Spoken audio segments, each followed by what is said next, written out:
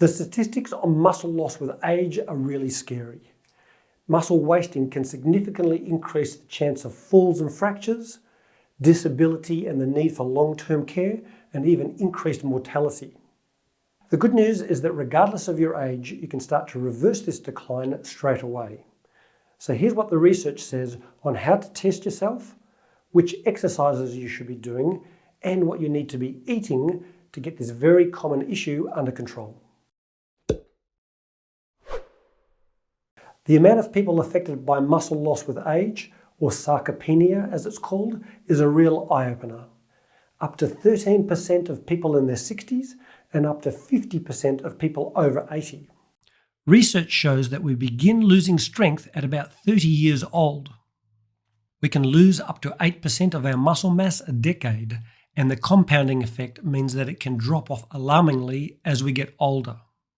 Women are actually 1.5 times more prone to this issue because their muscle strength peaks at a lower level. Once we reach this point, we start to have trouble with daily activities like picking things off the ground and getting up from a chair. If we get to this point though, long-term care becomes necessary. But you can begin increasing your strength at any age. If you're younger, you can strengthen now to give yourself a head start. And even if you're down here, you can start working your way up the strength ladder. The sooner you start, the better.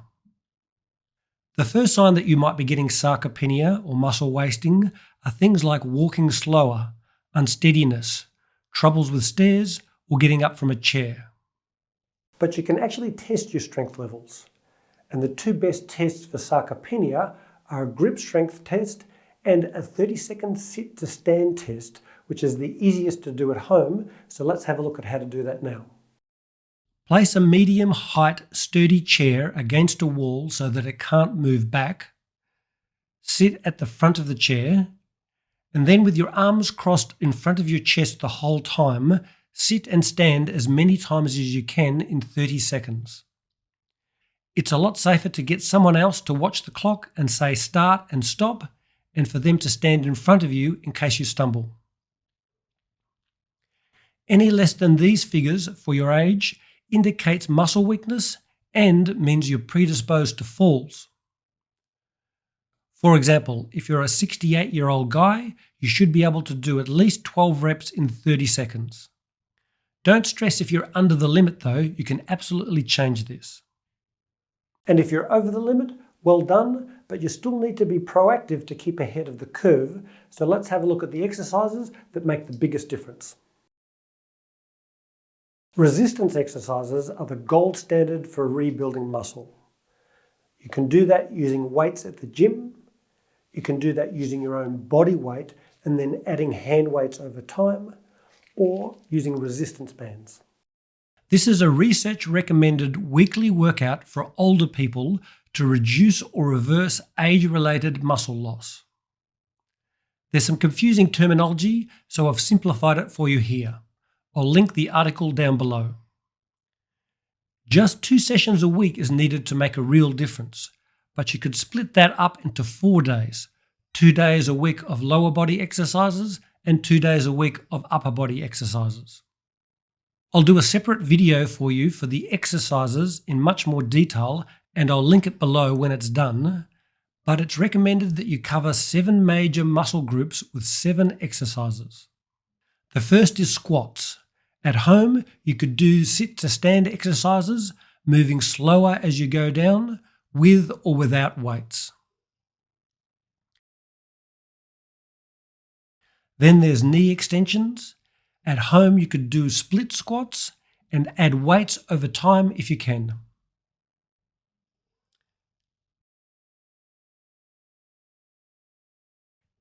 Then there's leg curls. Here you could do bridges on both legs and progress to doing it on one leg over time.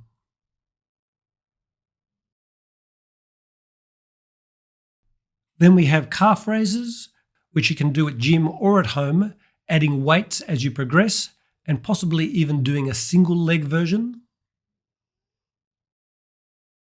Chest press, a simple push-up starting on your knees and progressing onto your toes is great as an alternative.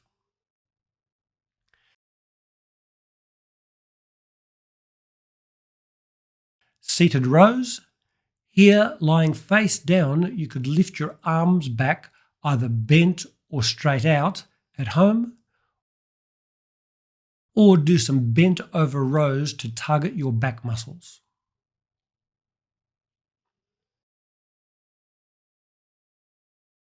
And finally, pull downs, which is harder to do at home, but if you can find somewhere to do chin-ups with your legs supported a bit, great.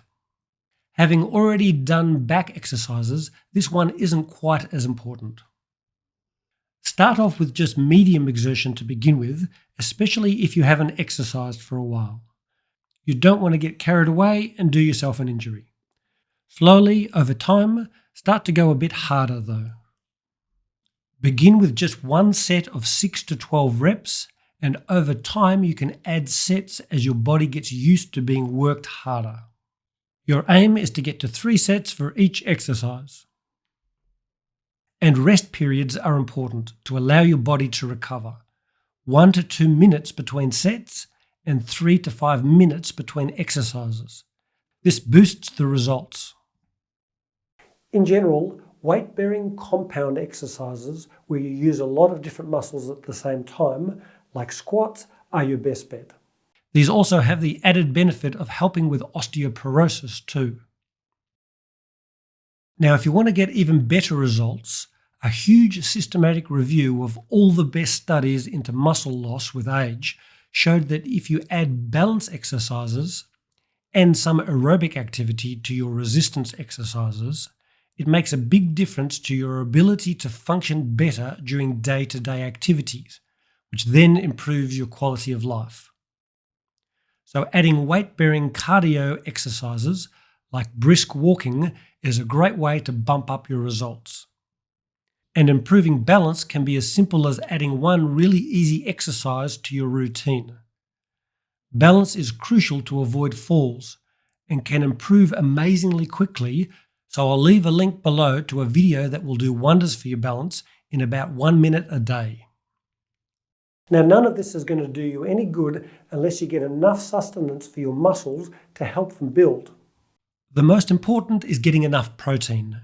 You need 1 to 1.5 grams of protein per kilogram of your body weight, spread evenly across all meals.